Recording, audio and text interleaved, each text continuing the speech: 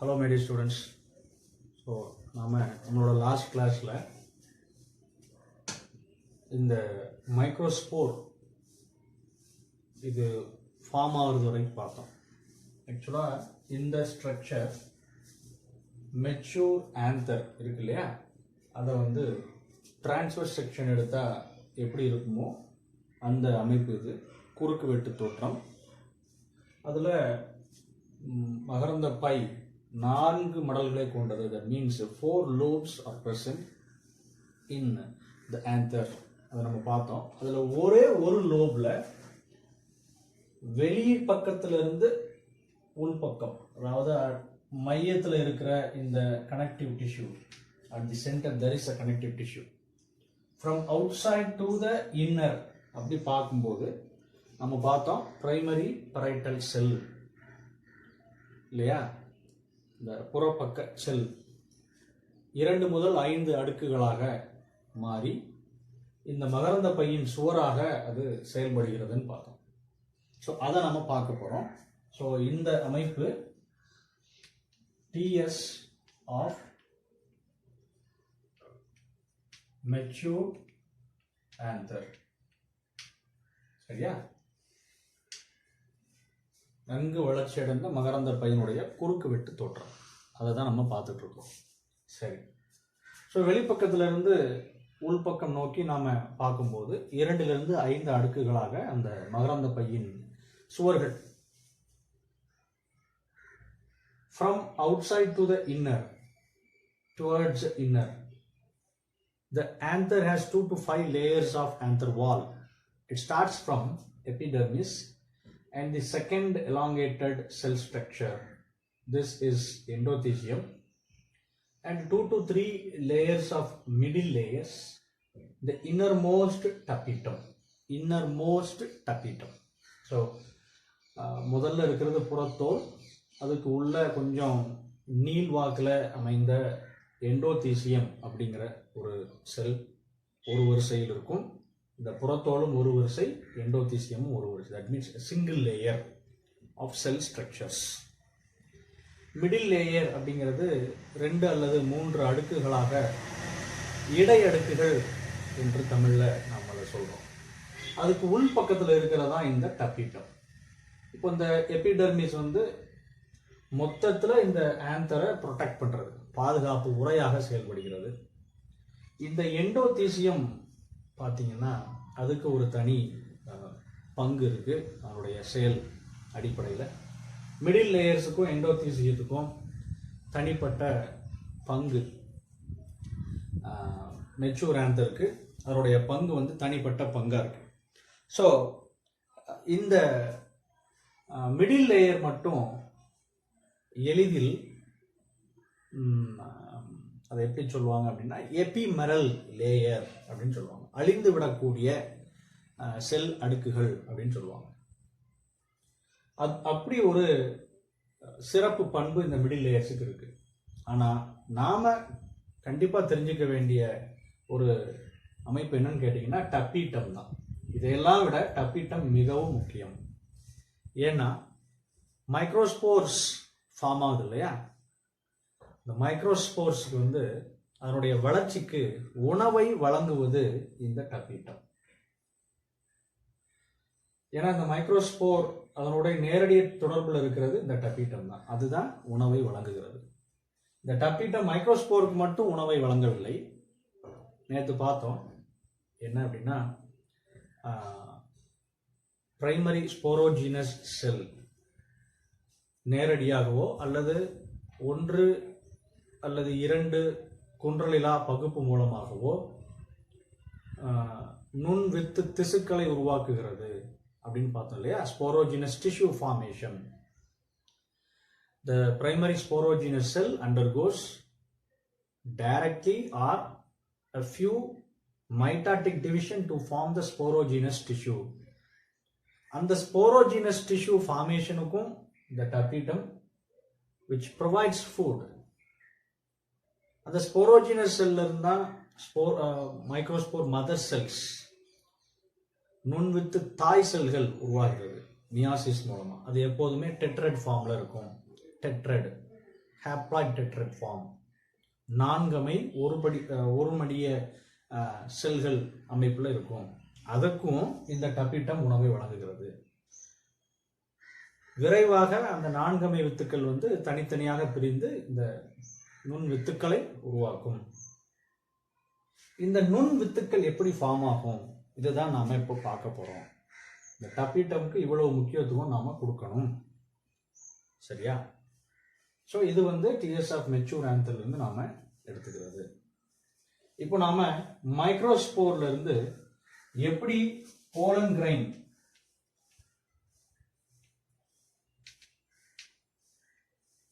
கிடைக்குது அப்படின்னு பார்க்க போறோம். மைக்ரோஸ்போரா இருக்கும்போது, நுண் வித்துக்களாக அது இருக்கும்போது, ஒரு செல் ஸ்ட்ரக்சர், செல்லினுடைய அமைப்பு.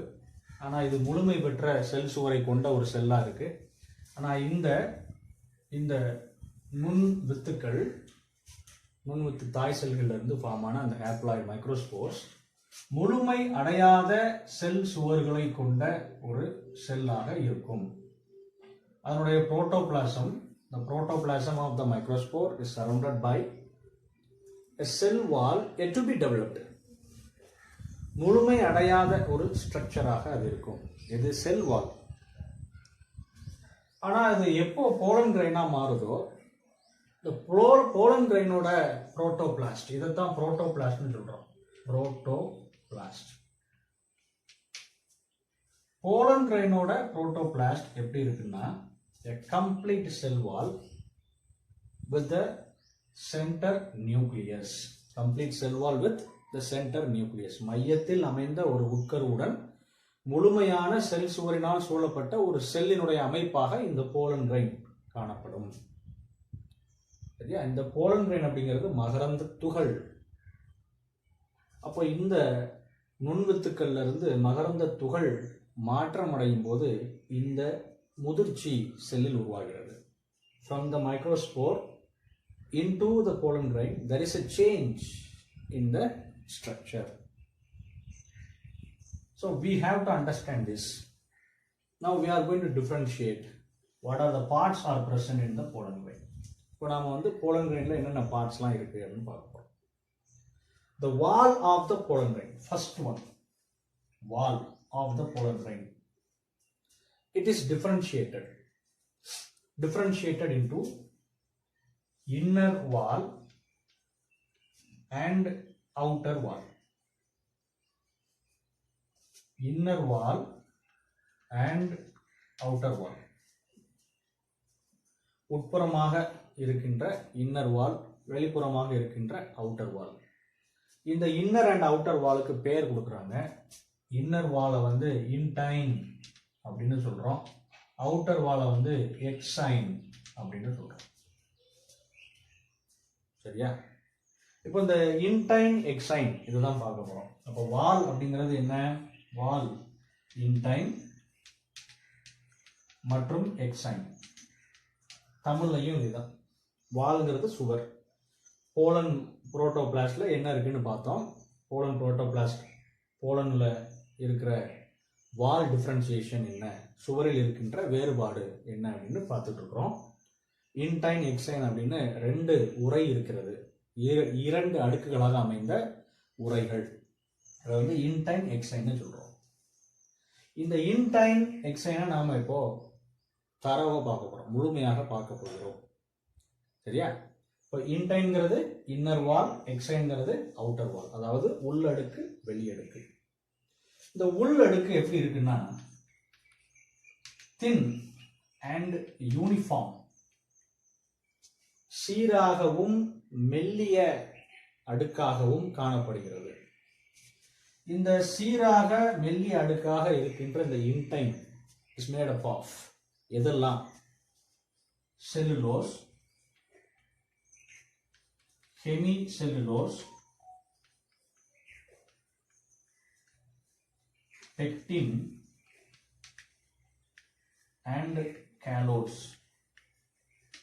இப்படி 4 பொருட்கள் இந்த இன்டைனுடைய சுவரில் காணப்படுகிறது. சரியா? ஆனா எக்ஸைன் வெளியடுக்கு இல்லையா? எக்ஸைன்ங்கிறது வெளியடுக்கு. இதில் என்னெல்லாம் இருக்குன்னு பார்த்தீங்கன்னா, இது முதல்ல எப்படி இருக்குன்னா திக்காக இருக்கு. இந்த திக்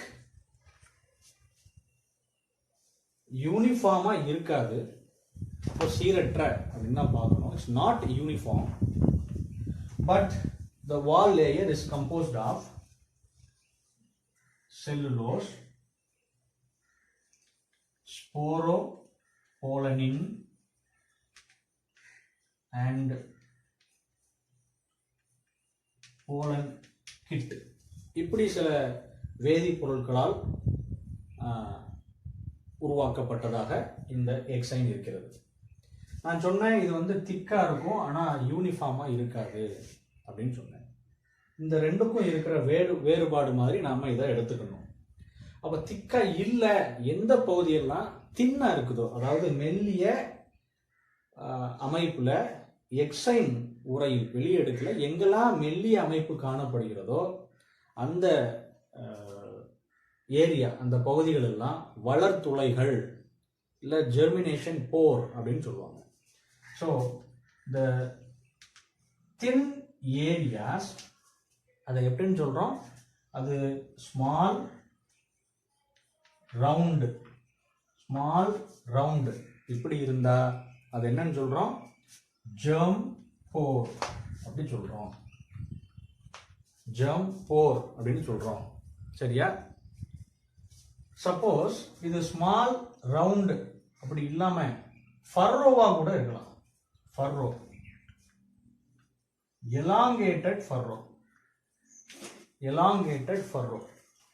எலாங்கேட்டட் ஃபர்ரோவா இருந்தா அது நீள்வாக்கில் அமைந்த ஒரு பகுதியாக இருக்கும். சரியா? நீள்வாக்கில் அமைந்த ஒரு பகுதியாக இருக்கும். புரிஞ்சுக்கோங்க. இந்த எக்ஸைன் வந்து சில இடங்கள்ல தின்னா இருக்கும்.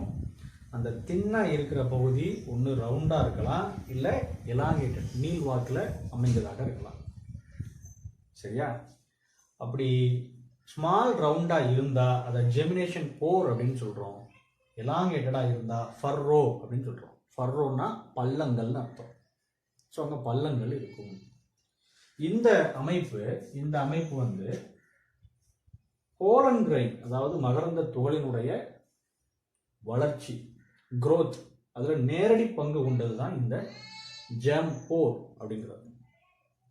சரியா?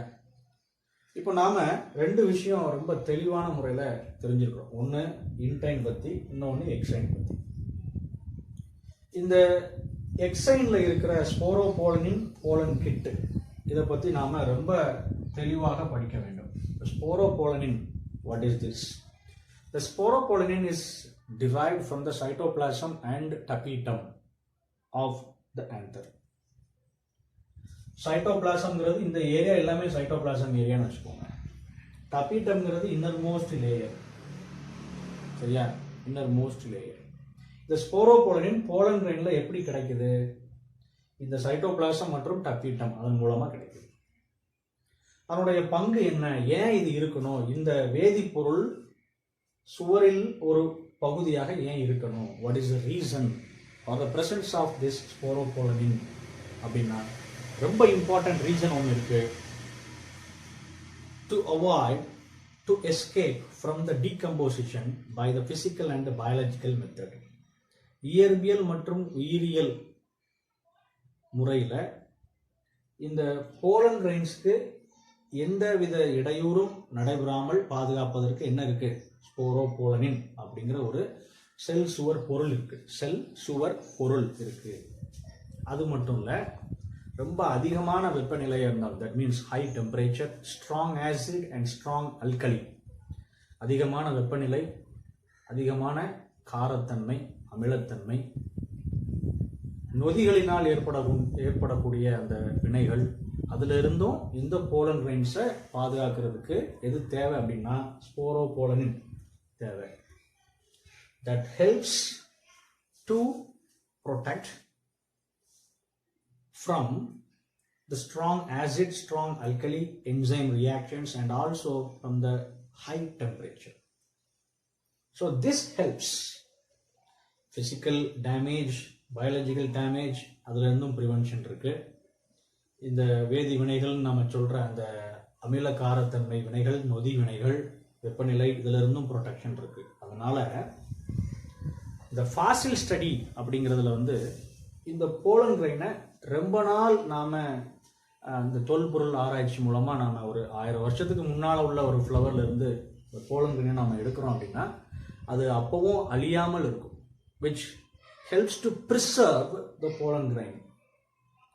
This is very important for the fossil study. சரியா? இது ரொம்ப இம்பார்ட்டன்ட். fossil studyக்கு இது ரொம்ப important. What about the pollen kit? The pollen kit directly derived from the tapetum. டபீட்டத்திலிருந்து பெறப்பட்டது. இந்த pollen kit வந்து provides yellow or orange color because the chief cells may be the carotenoids or flavonoids. ஃப்ளேவனாய்டுகள் அல்லது கரோட்டினாய்டுகள் அப்படிங்கிற அந்த வேதிப்பொருள் மூலமாக மஞ்சள் அல்லது ஆரஞ்சு கலரில் இந்த போலன் கிரெயின் இருக்கிறதுக்கு காரணமாக இருக்கிறது இந்த போலன் கிட். இந்த போலன் கிட்டுக்கு ஒரு important condition. It is an oily layer present around the pollen grain and it makes a viscous nature on the surface of the pollen grain. பிசுபிசுப்பான தன்மையை உருவாக்குவது இந்த எண்ணெய் போன்ற போலன் கிட். எது மேல? மகரந்த துகள் மேல. இப்போ இது என்ன பண்ணும் அப்படின்னா மகரந்த சேர்க்கையின் போது, that means during the pollination, the pollen grain has to travel many distance. Okay, that means more distance it has to travel. It will travel.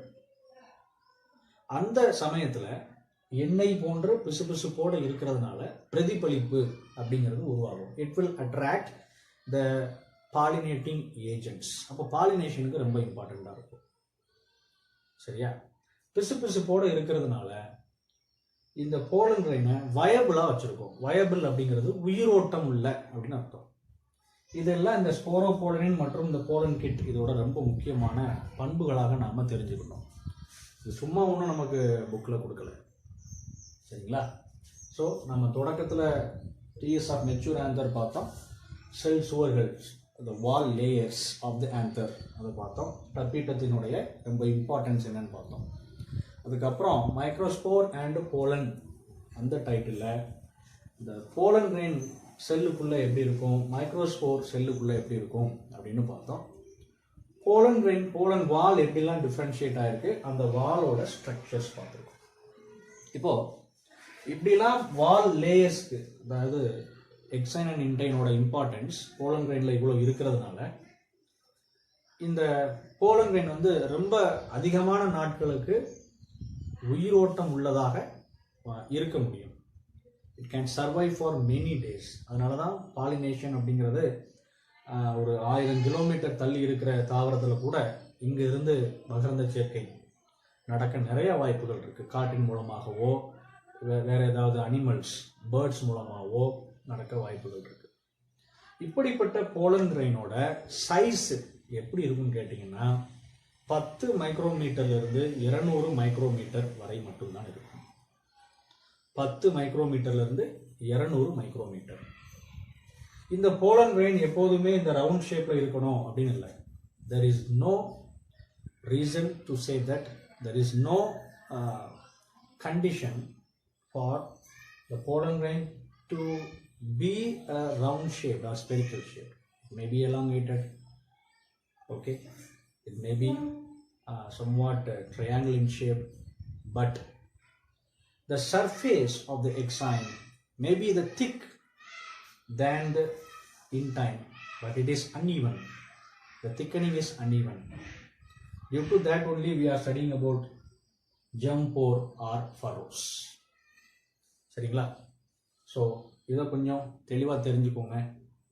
உங்களோட சந்தேகங்களை இந்த வீடியோவை பார்த்து திரும்ப திரும்ப நீங்கள் பார்க்கும்போது உங்களுக்கு தெளிவாகும். இந்த வீடியோ பிடிச்சிருந்தா சப்ஸ்கிரைப் பண்ணுங்கள், பெல் பட்டனை கிளிக் பண்ணுங்கள், உங்களோட ஃப்ரெண்ட்ஸுக்கும் ஷேர் பண்ணுங்கள், அவங்களும் தெரிஞ்சுக்கிட்டும். Thank you students.